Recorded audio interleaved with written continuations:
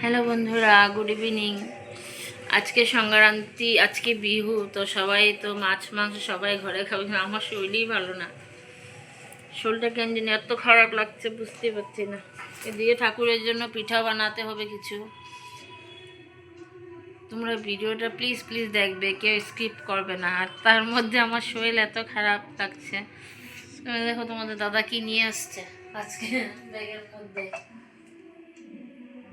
দেখা ভালো করে। হাঁস নিয়ে আসছে, এখন হাঁসটাকে কাটবে, কি করবে না করবে আমি কিছুই জানি না। হাঁসের মাংস খাবে বলে ওরা। আর যেহেতু মানডে আজকে আমার তো নিরামিষ, কিছুই খাবো না। আমি একটু পরে ঠাকুরের জন্য পিঠা বানাবো। তো চলো ভিডিওটা এখানেই শেষ করি, বাই।